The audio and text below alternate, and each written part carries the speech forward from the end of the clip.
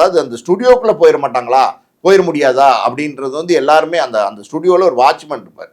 அந்த வாட்ச்மேனை எப்படியாவது நைஸ் பண்ணி ஏதாவது காசு கீசு கொடுத்தோ இல்லை டீ பண்ணி ஏதோ ஒன்று வாங்கி கொடுத்தோ அந்த எப்படியாவது ஸ்டுடியோக்குள்ளே போயிட மாட்டோமா அப்படின்னு இந்த சினிமா வாய்ப்பு தேடி வருவாங்கள்ல, நடிக்கிறதுக்கு உதவி இயக்குனர் ஆகிறதுக்கு, இந்த மாதிரி வாய்ப்பு தேடி வரவங்க எல்லாருமே அன்னைக்கு ஏவிஎம் வாட்ச்மேனை வந்து தாஜா பிடிப்பாங்க. அந்த அளவுக்கு வந்து ஒரு நிறுவனத்தினுடைய வாட்ச்மேனுக்கு அவ்வளோ செல்வாக்கு இருக்கும். அந்த ஒரு ஒரு தொப்பி போட்டு ஒரு குச்சி ஒன்று வச்சிருப்பாரு, அதை வச்சு நிற்பாரு. ஒருத்த கூட அந்த கேட்டு திறந்தே தான் இருக்கும். அது பெரிய கேட்டு, ஸ்டுடியோ கேட்டை மூட முடியுமா, திறந்தே தான் இருக்கும். ஆனால் ஒரு வாட்ச்மேன் நிற்பான், அவன் நீங்க தாண்டி உள்ளே நுழைய முடியாதுங்க. அந்த அளவுக்கு பார்த்தீங்கன்னா பக்கா செக்யூரிட்டி போட்டு வச்சிருப்பான்.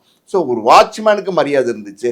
சார் எப்படியாவது உள்ளே போயிடணும் சார், கொஞ்சம் பார்த்து சார் ஹெல்ப் பண்ணுங்க சார் அப்படின்னு சொல்லி அவனை தாஜா பண்ணி உள்ளே போன எத்தனையோ பேர், அப்படி தாஜா பண்ணி உள்ளே வந்தவங்க எத்தனையோ பேர் இன்னைக்கு வந்து சினிமா துறையில் வந்து பெரிய ஸ்டாரா இயக்குனராக இருக்காங்க. ஸோ ஒரு ஸ்தாபனங்க, ஒரு பெரிய நிறுவனம். இன்னைக்கு தமிழ் சினிமாவில் வந்து ஏவிஎம்மை தவிர்த்துட்டு நம்ம பேசவே முடியாது. அப்படி ஒரு நிறுவனம். அந்த நிறுவனம் எடுத்த தரமான படங்கள், அதுக்கு காரணம் வந்து இதுதான்.